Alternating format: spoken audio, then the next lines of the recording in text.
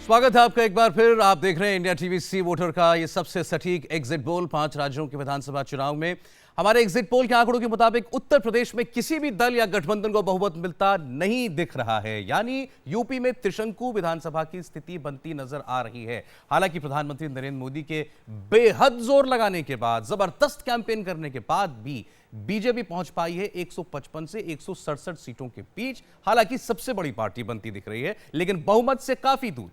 सपा कांग्रेस गठबंधन को सिर्फ 135 से 147 सीटें मिलने के आसार दिख रहे हैं और बहुजन समाज पार्टी के लिए काफी नुकसान की स्थिति है। 2012 के आंकड़ों पर लगभग अटकती हुई दिख रही है बीएसपी 81 से 93 सीटों के बीच। और ऐसे में अब सबसे बड़ा सवाल यह है कि यूपी में त्रिशंकु विधानसभा अगर बनती है तो क्या होगा? क्या कोई नया समीकरण बनेगा ताकि यूपी में सरकार बन सके, राष्ट्रपति शासन लगेगा, या फिर उत्तर प्रदेश की जनता को एक नया जनादेश देना पड़ेगा? और यशवंत देशमुख जिन्होंने ये सर्वे किया हमारे साथ हैं। यशवंत, ये पार्टियों के लिए तो बड़ी मुश्किल घड़ी होगी है कि किसी एक को भी ना मिले, और उससे ज्यादा जनता के लिए। हम बात कर रहे थे कई वर्षों में पीछे अभी कभी ऐसी हंग असेंबली की स्थिति किसी भी स्टेट इलेक्शन में नहीं दिखी है। लेकिन अगर आप रीजन वाइज हमें बता सकें, कहां कौन किस फेज में आगे रहा, कौन पीछे रहा?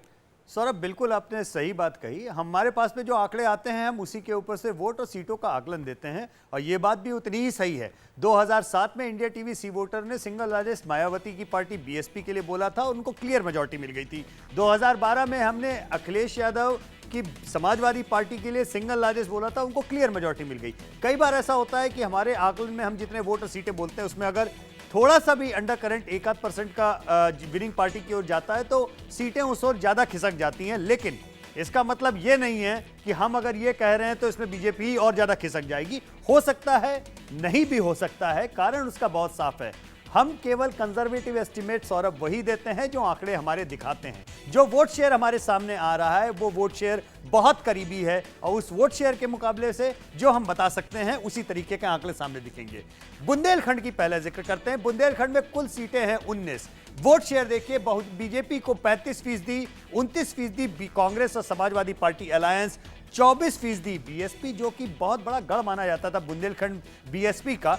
24 पे मामला हो सकता है अटके। बीजेपी 35%, समाजवादी पार्टी कांग्रेस 29, और एक सीटों के आंकड़े में इसमें बुंदेलखंड में सीटें ज्यादा मिल रही हैं बीजेपी को। लेकिन जो लोअर दोआब यानी ये वो इलाका जो समाजवादी पार्टी मुलायम सिंह यादव का गढ़, जिसे आप कहें एटा इटावा से लेकर के मैनपुरी तक जो एक पूरी बेल्ट है, उस जगह पे 63 सीटें हैं। और देखिए मुकाबला कितना कांटे का है, 35, 34, 20 और 11। और यहां पर यह दिख रहा है जो वोट शेयर में केवल 1% का डिफरेंस, वो सीटों में आप देख सकते हैं कि 25 से 29 बीजेपी, 26 से 30 समाजवादी पार्टी कांग्रेस अलायंस। बसपा के खाते में इस रीजन में बहुत ज्यादा कुछ जीतने को नहीं है, जो है वो इन्हीं दोनों गठबंधन बीजेपी और समाजवादी पार्टी के बीच में लग रहा है। यशवंत, लेकिन क्या आपको यहाँ समाजवादी पार्टी के गढ़ में वो जो झगड़ा हुआ शिवपाल यादव फैक्टर, उसका कोई असर दिखा? मुझे लगता है ये जो फिगर है, ये मुझे लगता है कि शायद कम से कम 10 से 15 सीट और ज्यादा हो सकता था अगर वो घर के भीतर की सिर्फ फुटअव्वल उतनी ज्यादा नहीं होती। क्योंकि जितना ज्यादा घर की लड़ाई थी उतना ही ज्यादा भीतरघात भी था।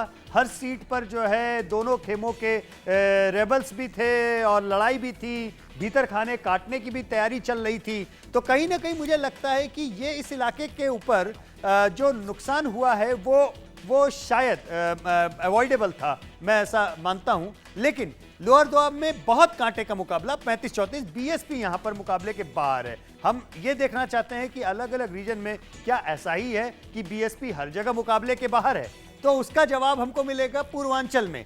देखिए ऐसा नहीं है। पूर्वांचल में 32%, 29% और बीएसपी लगातार 27% पे कांटे की टक्कर में। यहां पे हम एक दर्शकों को बता दें, पूर्वांचल यानी फेज 6 और फेज 7 का जो हिस्सा था। फेज 6 का हिस्सा जो पूर्वांचल में ऊपर तराई तक जाता है, और फेज 7 का हिस्सा जो बनारस और नीचे तक जाता है। यह बहुत इंटरेस्टिंग बात है कि फेज 6 की जो हिस्सा था वहां पे लड़ाई बीजेपी में और बहुजन समाज पार्टी में थी। फेज 7 का जो हिस्सा है वहां पर ज्यादा लड़ाई बीजेपी और समाजवादी पार्टी और कांग्रेस गठबंधन में ज्यादा थी। और ये वो फेज 7 का हिस्सा है जहां पे दरअसल प्रधानमंत्री की कैंपेन का सीधा लाभ बीजेपी को मिला है। और मुझे ये कहने में कोई संदेह नहीं सौरभ कि अगर प्रधानमंत्री की वो कैंपेन इतनी इफेक्टिवली अंतिम फेज को इंपैक्ट नहीं करती तो शायद आंकड़ों में सिंगल लार्जेस्ट हमारे इसमें शायद समाजवादी यानी पार्टी और इससे कांग्रेस का गठबंधन यानी दिखाई इससे देता। इसका मतलब ये कि 7वें चरण से पहले तक बीजेपी की स्थिति शायद इतनी अच्छी नहीं थी, और अगर आखिरी फेज में प्रधानमंत्री कैंपेन नहीं करता जैसा आपने कहा तो नुकसान हो सकता था। संजय झा हमारे साथ जुड़े हैं कांग्रेस पार्टी की तरफ से, और अबू आजमी हमारे साथ समाजवादी पार्टी के लीडर होंगे थोड़ी देर में। संजय जी, लेकिन बहुत जोर लगाया लेकिन फल हाथ नहीं आया, ऐसा हमारा सर्वे कह रहा है, और आपकी पार्टी आपका गठबंधन नंबर 1 पर भी आता नहीं दिखाई दे रहा है। किसी को मेजॉरिटी नहीं है लेकिन नंबर 1 पर फिर भी बीजेपी है। नहीं, देखिए, आपके जो मैंने एग्ज़िट पोल के जो आंकड़े देखे हैं वो ये इस बात का मिसाल है कि आप कह रहे हैं कि ये अनिश्चित एक तरीके से निर्णय है, क्योंकि किसी भी पार्टी को आप पूर्ण बहुमत के नज़दीक भी आप नहीं देख रहे हैं। लेकिन देखिए, हमारा विश्वास है कि जहाँ तक एग्ज़िट पोल में हमने जो पिछले ट्रेंड्स देखे हैं, और मैं एक चुनाव की नहीं, मैं बहुत सारे चुनाव का बात कर रहा हूँ, कि जहाँ पर एग्ज़िट पोल पर जितने रिस्पोंडेंट्स आते हैं तो भाजपा को थोड़ा उसका एग्ज़िट पोल पर एक तरीके से एक बढ़त उनको हमेशा एग्ज़िट पोल पर दिखती है, जो अंत के नतीजों से वो हमेशा कम ही दिखा है। आप झारखंड या आप जम्मू कश्मीर को देखिए, महाराष्ट्र को देखिए, मैं कुछ काफ़ी उदाहरण। तो हमारा यही विश्वास है कि देखिए, हमने चुनाव तो बहुत मजबूती के साथ और पूरे लगन से हमने लड़ा है। ज़मीनी स्तर पर जो हमें जो सूचना मिली है, और मैं सिर्फ एक पूर्वांचल का ही नहीं या पश्चिम उत्तर प्रदेश की बात नहीं कर रहा हूँ, मैं पूरा उत्तर प्रदेश के 7.5 दौर को मैं एक साथ मिला के यदि मैं आपको एक टिप्पणी दूं तो मैं यही कहूँगा कि देखिए, हमारा प्रदर्शन इससे बहुत ही ज़्यादा बेहतर होगा, उसमें कोई दो राय नहीं। ये हमारा लेकिन मैं इस बात से सहमत हूँ कि वोट शेयर 1-2% भी यहाँ हुआ होता है तो उसका सीटों पर काफी असर होगा, क्योंकि ये एक तरीके से एक तिकोना एक मुकाबला रहा है, और हार जीत का मार्जिन भी वो जो है तो बहुत कम हो जाता है। तो मैं संजय चूंकि खुद एनालिस्ट रहे हैं और सिद्धार्थ जी भी हैं जो आंकड़ों को समझने वाले लोग हैं, हम दर्शकों को ये भी बता दें, तकरीबन 130 सीटें ऐसी हैं जहां पे हार जीत का अंतर जो है वो 1.5% वाले स्विंग के मार्जिन से कम होने वाला है। जो लोग इस बात को समझ सकते हैं वो बहुत गंभीरता से लेंगे। 130 सीटें हमारे आकलन में ऐसी हैं जहां पे स्विंग 1.5% से कम में हार जीत का फैसला स्विंग में हो जाएगा। उन 130 सीटों में से 40 सीटें ऐसी है जहां पे बीजेपी को लीड है। लेकिन जो एक इंटरेस्टिंग बात है वो ये कि तकरीबन 90 सीटें ऐसी हैं, 90 में से जहां पर एक कह सकते हैं 76 या 77, मुझे एग्जैक्ट डाटा नहीं याद है, जहां पे बीजेपी जो है वो नंबर 2 पे है। अब ये नंबर 2 पे बीजेपी इतनी सारी सीटों पे इसलिए है क्योंकि 400 सीटों पे एक्चुअली बीजेपी ही लड़ाई में थी, या तो बीजेपी वर्सेस गठबंधन, BJP versus BSP, BJP versus Congress, BJP versus Samajwadi party. अब वोट में थोड़ा भी अगर होता है तो बीजेपी की सीटें ड्रास्टिकली घट भी सकती है, बीजेपी की सीटें ड्रास्टिकली बढ़ भी सकती हैं। सिद्धार्थ नासिर और अबू आजमी भी हमारे साथ अब यशवंत जुड़ गए। सिद्धार्थ जी, अभी झा साहब ने ये कहा कि ज्यादातर सर्वेज में एक एज दिखाया जाता है, एक बढ़त दिखाई जाती है बीजेपी के लिए। हमारे सर्वे में ऐसा है नहीं, लेकिन मान लीजिए मैं उनके इस आरोप को सच भी मान लूं, तब भी आपकी पार्टी बहुमत से बहुत दूर दिखाई दे रही है। और यशवंत जिन्होंने सर्वे किया वो तो ये कह रहे हैं कि अगर प्रधानमंत्री ने आखिरी फेज में जोर न लगाया होता, इतना कैंपेन न किया होता, तो आप शायद नंबर 2 पर होते। देखिए, मैं यशवंत जी ने अपना करा है, उनका खुद का अपना सर्वे है, और उन्होंने सर्वे में क्या क्वेश्चंस रखे हैं तो मैं नहीं जानता, मगर क्योंकि आज एग्जिट पोल्स पे हम लोग बैठे हैं, मेरा ये मानना है एग्जिट पोल्स एक ट्रेंड दिखाता है। कभी वो सच होता है या नहीं होता ये 11 तारीख को ही पता चलेगा, मगर ट्रेंड जरूर दिखाता है। और जितने भी 5 एग्जिट पोल जो अभी चल रहे हैं, जिसमें आपका भी है, उसमें कोई भी एग्जिट पोल के जो आंकड़े वो एक दूसरे से मैच नहीं करते, मगर एक चीज़ सब में मैच हो रही है, जो कि कहीं उत्तर प्रदेश की मैं विशेष रूप से बात करूं कि भारतीय जनता पार्टी सबसे आगे वाली पार्टी है और लीड करती हुई पार्टी है। तो ट्रेंड जो है वो भारतीय जनता पार्टी का लीड का है। कुछ एग्जिट पोल्स हमें पूर्ण बहुमत भी दे रहे हैं, कुछ आप जैसे हैं वो नहीं भी दे रहे हैं, कुछ और भी नहीं दे रहे हैं, कुछ और दे रहे हैं, मगर मेरा ये मानना है जब ट्रेंड दिखता है, उत्तर प्रदेश की जनता या देश की जनता मैं कहूँगा वो हमेशा अब हंग असेंबली या हंग पार्लियामेंट की तरफ नहीं देखती, वो कहीं ना कहीं पूर्ण बहुमत देती है। और मुझे विश्वास है, क्योंकि ज़मीन पे आज मैंने भी इस दफ़े चुनाव लड़ा है, तो मुझे नहीं लगता कि ऐसा माहौल दिखा। हाँ, जो अभी आपने कोई एक जने आप में से कह रहे थे, वो बात मुझे ज़रूर दिखी थी, क्योंकि मैंने भी काशी एरिया में ही 16 डिस्ट्रिक्ट के अंदर प्रचार कर पाया था, चौथा चरण मेरा भी था, तो उसके बाद ही 5वें, 6ठे, 7वें में जा पाया। मगर उसके अंदर मैंने जो देखा विशेष रूप से कहीं काफ़ी जगह बीजेपी एसपी और कांग्रेस से लड़ रही थी, मगर जहाँ पे एसपी और कांग्रेस से नहीं तो वहाँ हम बसपा से लड़ रहे थे। तो लड़ाई में हम हर जगह थे और कहीं वोट शेयर जैसे यशवंत जी कह रहे हैं वो अनुभवी हैं और उसमें कहीं थोड़ा बहुत भी बाएं दाएं थोड़ा छोटा मोटा रहेगा और लड़ाई में हम हैं। तो ये मुझे बात ठीक है, ये बात कि ठीक है कि हमारे लिए आप अच्छे पूरे संकेत पूरे हैं। स्टेट में हर कॉन्स्टिट्यूएंसी में इस बार आपकी फाइट थी, ये बात शुरुआत से सब लोग कह रहे थे, जानकार कह रहे थे। अबू आजमी साहब समाजवादी पार्टी का पक्ष रखने के लिए हमारे साथ हैं। आजमी साहब, बहुत से लोगों ने अब ये खुलकर कहना शुरू कर दिया आपकी पार्टी के कि ये जो 104 सीटों के साथ आपने गठबंधन कर लिया कांग्रेस के साथी भी हमारे साथ हैं, वो सबसे बड़ी भूल हो गई। अगर इन नतीजों पर हमारे जो आंकड़े हैं इन पर आप भरोसा करें तो ऐसा लगता है कि आपको कांग्रेस पार्टी ले डूबी। देखिए, ऐसा है कि अभी भी ना उम्मीद नहीं है। हमें लगता है कि समाजवादी पार्टी और कांग्रेस का गठबंधन जो है वो ज़रूर आगे बढ़ेगा। इस सर्वे में 1% 2% आगे पीछे होगा तो ज़रूर आएगा, लेकिन जिस तरह से समाजवादी पार्टी ने सेकुलर वोटरों को इकट्ठा करने के लिए कांग्रेस से हाथ मिलाया, मुझे नहीं लगता कि ये कोई भूल हो सकती है। और जो अखिलेश यादव जी ने जिस तरह से सिर्फ विकास की बातें किया, लेकिन आखिर में आकर के जो बीजेपी ने वहाँ पर लोगों को बिल्कुल से जैसा आज तक झूठ बोल के आई बीजेपी, उसी तरह की बातें करके जिस तरह से लोगों के दिलो दिमाग में गलत फहमी फैलाने की कोशिश किया और इस चुनाव को बिल्कुल जाति स्तर पर ले आए, मुझे लगता है कि ये बहुत ही निचला स्तर किया। और गांव का रहने वाला वो आदमी जो टेलीविज़न से जो बिल्कुल जज्बाती होता है, उसे ऐसा लगा कि बिजली सिर्फ मुसलमान को दी जा रही है, कंप्यूटर से मुसलमान को अरे दिया तो जा आप इस रहा बात को है, मान रहे हैं कि बन बीजेपी रही की है, अगर ये शमशान घाट स्ट्रेटेजी नहीं बन थी रहा कि है। इसको पोलराइज करना है इलेक्शन को, तो उसमें कामयाब हो गए और उसका उनको फायदा मिला।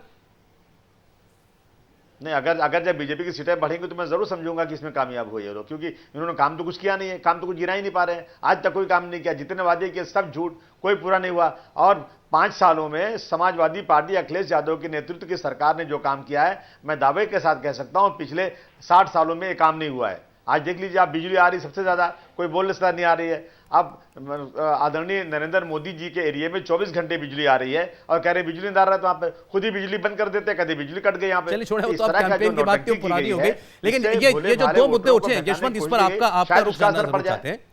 पहला सवाल जो था कि क्या कांग्रेस पार्टी ने कैसा किया इस इलेक्शन में। 104 सीटों पर कैंडिडेट लिए, गठबंधन बड़ी मुश्किल से हुआ था, सीटों को लेकर बहुत नोकझोंक चल रही थी, किसको फायदा पहुंचा इसका?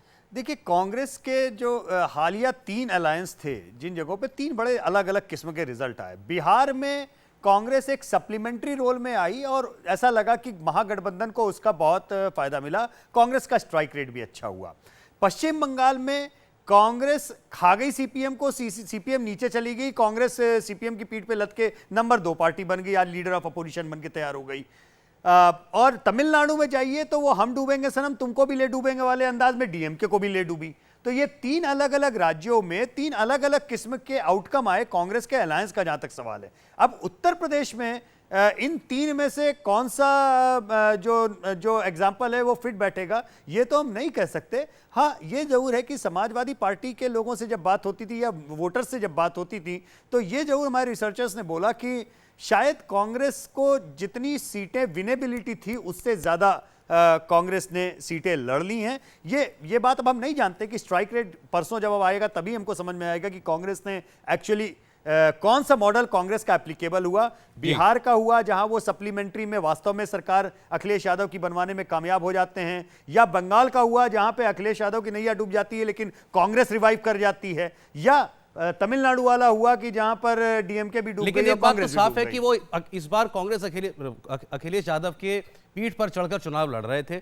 अब इस रेस में उन्होंने उनको धीमे कर दिया या कुछ फायदा हुआ है, ये खैर यशवंत कह रहे हैं कि बहुत एग्जैक्टली बताना अभी मुमकिन नहीं है, लेकिन ज्यादातर लोग समाजवादी पार्टी का भी खुलकर कह रहे हैं कि इसका हमें शायद नुकसान हुआ। बहरहाल इसका इंतजार 11 तारीख तक करना पड़ेगा। एक छोटा सा ब्रेक लेकर आते हैं। अब ये अगर स्थिति है तो आगे क्या होने जा रहा है, क्या परिस्थितियां बनेंगी, बात करेंगे। बात इंडिया टीवी सी वोटर के एग्जिट पोल की हो रही है। उत्तर प्रदेश के नतीजे किसी भी एक पार्टी को बहुमत नहीं दे रहे हैं। त्रिशंकु विधानसभा की स्थिति बनती हुई नजर आ रही है। हमारे साथ यशवंत देशमुख हैं, चीफ एडिटर सी वोटर, और सिद्धार्थ नाथ सिंह, अबू आजमी और संजय झा जी हमारे साथ हैं। सिद्धार्थ जी, ये बात सही है कि आपकी पार्टी ये चाहती कि ये कॉन्टेस्ट बाइपोलर होता, आपके और गठबंधन के बीच में शायद होता, लेकिन मायावती चूंकि कुछ अच्छी सीटें ले रही हैं, पिछली बार की तुलना के बराबर ही सीटें उनकी आ रही हैं, इस वजह से ये त्रिशंकु विधानसभा की स्थिति बनती दिख रही है। मुझे नहीं लगता है कि ये बाइपोलर में, शायद मुझे लगता है कि ये जो ट्रायंगुलर फाइट है उससे ही हमें लाभ मिलता है, ये मेरा मानना है। उसका ये कारण है क्योंकि जो जिस वोट के प्रति दोनों पार्टियां, चाहे एसपी कांग्रेस और या बीएसपी हो, जिन्होंने सीटें भी ज़्यादा दी, उनका अधिकार क्षेत्र है, मगर उसकी तरफ उस मुस्लिम वोट्स के लिए जो भागे हैं वो इस दफ़े इन लोगों के बीच में जाके स्प्लिट भी हुआ है। कहीं हो सकता है किसी पार्टी को ज़्यादा मिला हो, और इसके अंदर एक सबसे बड़ा कारण जो रहा है, जिसको अब मैं कहूँगा यशवंत जी आप इसको एनालाइज भी करें, क्योंकि मैंने अनुभव किया है ग्राउंड पे, जो मुस्लिम महिलाएं हैं उनकी संख्या कम आई है वोट डालने को, और उसका कारण एक है ट्रिपल तलाक के प्रति जो भारतीय जनता पार्टी और केंद्र सरकार का जो एक रुझान रहा है, जो सपोर्ट रहा है कि ये ठीक नहीं है, उसको देखते हुए मुस्लिम महिला कम निकली या उनको निकलने नहीं दिया वोट डालने के लिए, ये मेरा मानना है। और क्योंकि मैंने ये खुद अनुभव किया है, तो इन सब चीजों को लेते हुए मुझे लगता है कि जो ट्रायंगुलर फाइट है उसमें नुकसान नहीं हुआ, आपको लाभ हुआ है। चलिए यही सवाल हम गठबंधन के हमारे मेहमानों के पास भी लेकर के चलेंगे। एक इंटरेस्टिंग बात उठा रहे हैं सिद्धार्थ कि एक तो मुस्लिम वोट कैसा डिवाइड हुआ विपक्ष के बीच में, और उसमें भी मुस्लिम महिलाओं का वोट वो कितना मायने रखता है, बात करेंगे आगे, एक ब्रेक लेना है। स्वागत करते हैं आप सभी का एक बार फिर। इंडिया टीवी सी वोटर के एग्जिट पोल के नतीजे चौंकाने वाले हैं, खास तौर पर यूपी और उत्तराखंड में।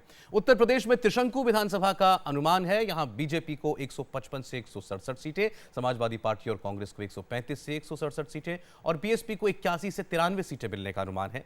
लेकिन पंजाब में भारी उलटफेर होता दिखाई दे रहा है, जहां आम आदमी पार्टी को स्पष्ट बहुमत मिलता दिख रहा है।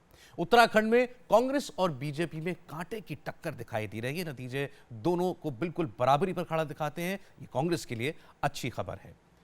अब आपको हम एक एक करके अलग अलग राज्यों का अभी तक हमारा जो एस्टिमेट है सी वोटर के एग्जिट पोल का वो बताएं। उससे पहले जरा मेहमानों से आपका परिचय एक बार फिर करा दें। हमारे साथ सिद्धार्थ नाथ सिंह हैं बीजेपी की तरफ से, अब आसिम आजमी समाजवादी पार्टी की तरफ से, संजय झा कांग्रेस पार्टी के स्पोक्समैन हमारे साथ हैं, और सी वोटर के चीफ एडिटर यशवंत देशमुख भी हमारे साथ इस वक्त मौजूद हैं।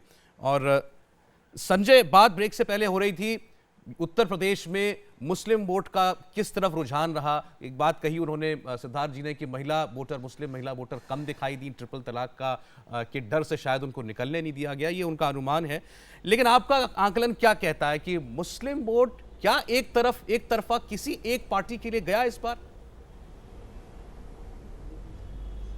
ये देखिए सौरभ जी, हम तो इतना ही कहेंगे कि जब सबसे पहले तो मैं यशवंत जी का मैं बहुत इज़्ज़त करता हूँ और उनके सर्विस का मैं समझता हूँ कि बहुत वो सही तरीके से अपने सर्विस करते हैं। तो मैं यहाँ पर उनके साथ मैं आपके सर्वे के साथ में जो भी आपने किया है उसकी मैं इज़्ज़त करता हूँ।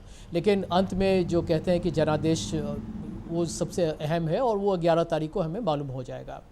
जहाँ तक उत्तर प्रदेश का सवाल है, जहाँ हमें लग रहा है कि इस बार उत्तर प्रदेश के लोगों के सामने एक सरकार था, अखिलेश जी का सरकार, जिनका काम सही रहा। देखिए, जब उन्होंने ये अपना एक नारा लगाया कि काम बोलता है, तो ये कोई खाली और ये कोई जो कहते हैं कि ऐसे ही एक नारेबाजी का कोई खेल नहीं था।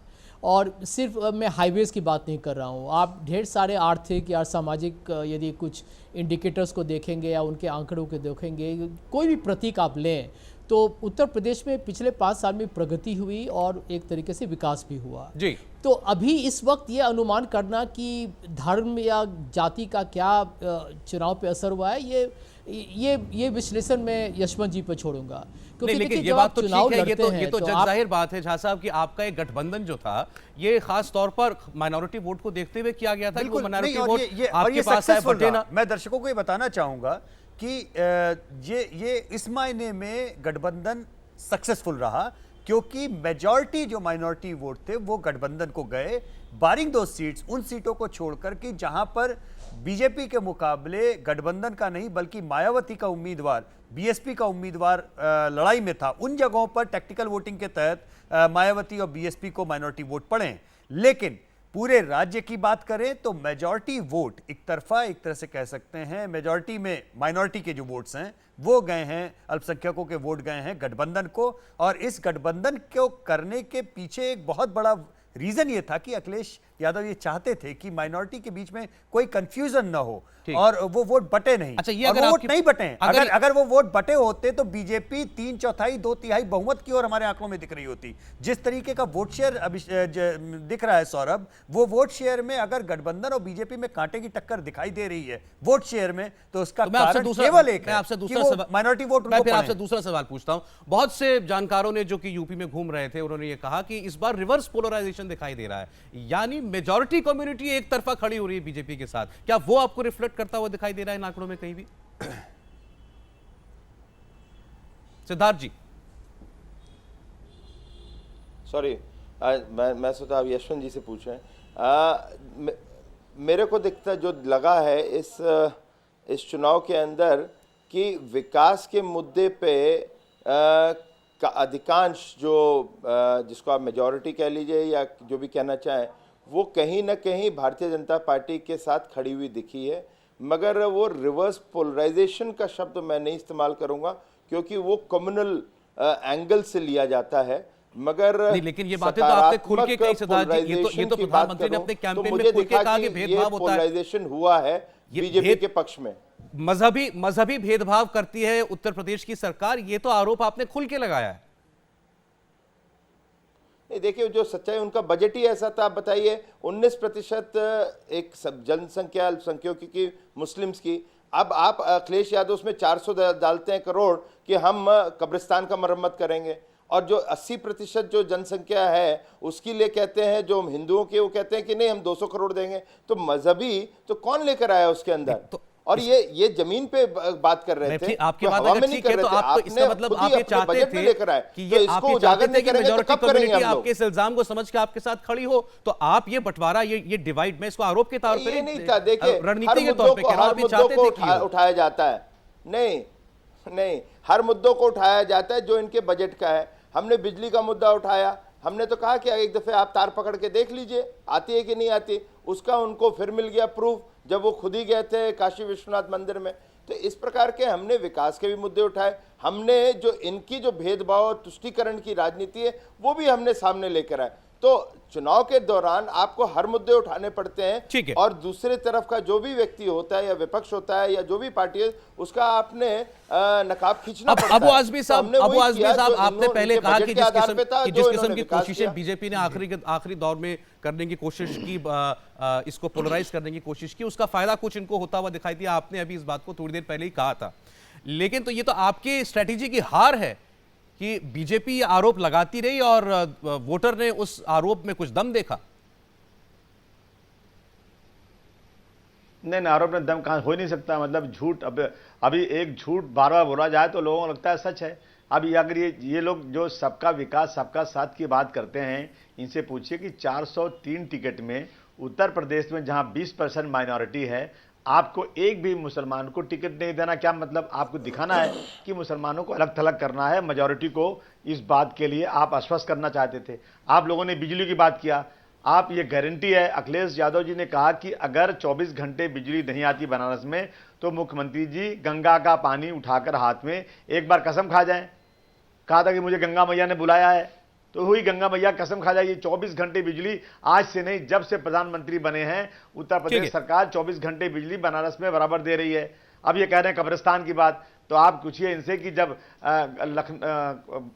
इलाहाबाद के अंदर कुंभ का मेला था तो कितना 100 करोड़ खर्च हुआ। अच्छा चलिए, ठीक है, चलिए वो तो अब जो बीत गई सो बात गई, अब तो नतीजे बताएंगे आजमी साहब। लेकिन एक बड़ी खबर बता दूं, ये आप तीनों के लिए अहमियत रखेगी। यूपी की सियासत की सबसे बड़ी खबर इस वक्त जो मिल रही है, बीबीसी ने यह दावा किया है कि अखिलेश यादव ने उनसे बातचीत के दौरान नतीजों के बाद गठबंधन के संकेत दे दिए हैं। बीबीसी को दिए इंटरव्यू में अखिलेश यादव जी ने कहा है कि कोई नहीं चाहता राज्य में राष्ट्रपति शासन लगे, बीजेपी रिमोट कंट्रोल के जरिए ऐसी परिस्थिति में सरकार चला लेगी, इसलिए हम किसी से भी ये बात नोट करने वाली है। अखिलेश यादव ये कह रहे हैं कि हम किसी से भी गठबंधन करने को तैयार हैं। अब वो किसी से भी वो कौन हो सकता है यशवंत? ऐसा कौन होगा जो कि जाएगा और इस परिस्थिति में होगी कुछ अपने साथ लेकर के जाए मदद करने के लिए गठबंधन की? देखिए सौरभ, जो जिस तरीके के नंबर दिख रहे हैं इसमें बहुत कुछ डिपेंड करता है कि जैसे 10-20 सीटें भी, और मैंने ऐसा थोड़ी देर पहले दर्शकों को एक्सप्लेन किया था कि 130 सीटें ऐसी हैं जो बहुत मार्जिनल, बहुत ही ज़्यादा मार्जिनल सीटें हैं। तो इसमें आकलन में, सीटों के आकलन में अगर थोड़ी सी भी और ऊपर नीचे कुछ होता है और कोई पार्टी अगर 180 तक पहुंचती है तो शायद ये जो सबसे पहला जो गुट होगा, जो किसी भी पार्टी को किंग मेकर की हैसियत से रखेगा, वो आरएलडी की सीटें होंगी, जो हमारे एग्जिट पोल में 9 सीटें या 10 सीटों के आसपास उनका फिगर है। एक ये है, दूसरे 10 से 14 जो हैं वो 14 के आसपास इंडिपेंडेंट्स हैं। तो ये 20 से 25 लोगों का एक नंबर ये हो सकता है, लेकिन ये नंबर तब कामयाब होता है जब किसी पार्टी को 180 के आसपास वहां तक कम से कम पहुंचना पड़ेगा। तब उसके बाद में ये फिगर बैठता है। अगर मामला 160-150 पे ही अटक रहा है तो उस स्थिति में तो स्वाभाविक सी बात है, बिना किन्हीं दो बड़े दलों को साथ आना पड़ेगा। चाहे वो मायावती और गठबंधन साथ में आए, चाहे मायावती बीजेपी सामने आए, ये गठबंधन और बीजेपी का तो आजमी साहब अब बताइए जिन बुआ को पत्थर वाली सरकार को इतना कोसा है तो उनके साथ मिलकर सरकार बना लेंगे आपके पार्टी के अध्यक्ष? उनका खुद का बयान है कि हम किसी के साथ भी किसी भी परिस्थिति में गठबंधन कर लेंगे। नहीं, मुझे लगता है कि अगर आप ये बात पूछें बीजेपी से कि जिसने महाराष्ट्र में शिवसेना को इतना कोसा और शिवसेना ने बीजेपी को इतना कोसा, आज भी कोस रहे हैं, उसके बाद भी कारपोरेशन में दोनों साथ में बैठ गए। मतलब गुरेज नहीं है ना, कोई गुरेज नहीं है। अगर जरूरत पड़ी, आप बीजेपी को बाहर रखना चाहते हैं, राष्ट्रपति शासन नहीं लगवाना चाहते, दोबारा चुनाव में नहीं जाना चाहते, इसलिए मायावती के साथ भी जाना पड़े तो चले जाएंगे।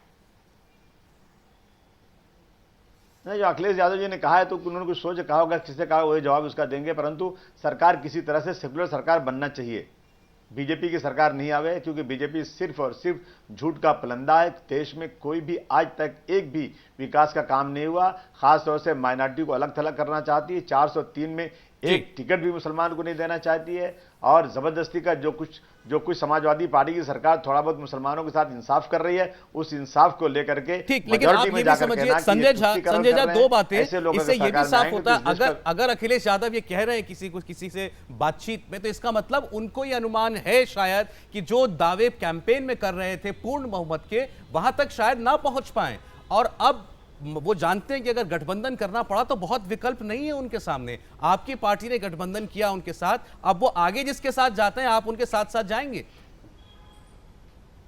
नहीं, देखिए सौरभ जी, ये हकीकत है जिसको हमको स्वीकार करना पड़ेगा कि उत्तर प्रदेश के चुनाव में मोदी जी की जो पार्टी रही है, उन्होंने काफ़ी, मैं समझता हूं कि सांप्रदायिक राजनीति खुलेआम उन्होंने किया है, और प्रधानमंत्री ने खुद किया है जब वो कब्रिस्तान, रमज़ान, दिवाली, बिजली, इन सब चीज़ों का उन्होंने जिक्र किया था।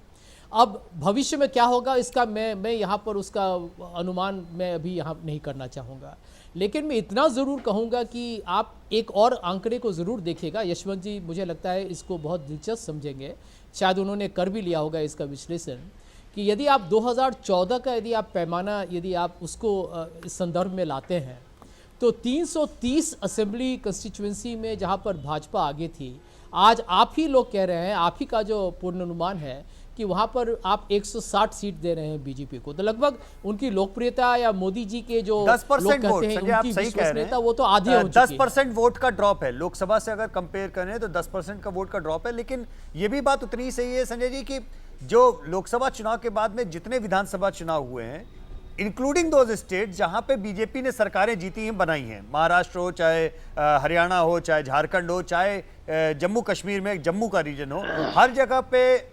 7-8% वोट का ड्रॉप लोकसभा के तुलना में बीजेपी में हुआ है। हमारा अनुमान है इस बार ये तकरीबन 9 से 10% आपके आंकड़ों में दिखाई दे रहा है। बहरहाल अब चूंकि चुनाव हो चुका है, एग्जिट पोल सब जगह आ रहे हैं, तो ये आशंकाएं बनी हुई हैं कि शायद किसी पार्टी को बहुमत न मिले। ऐसे में अहम बयान है जो अखिलेश यादव ने दिया है कि वो गठबंधन के लिए तैयार हैं, बाकी पार्टियों में भी हो सकता है ऐसी एक्सरसाइज चल रही होगी। एक ब्रेक के लिए हमें रुकना होगा। सिद्धार्थ जी का शुक्रिया करेंगे, बहुत बहुत शुक्रिया सिद्धार्थ जी, आप हमारे साथ जुड़े। ब्रेक के बाद हम वापस लौटेंगे।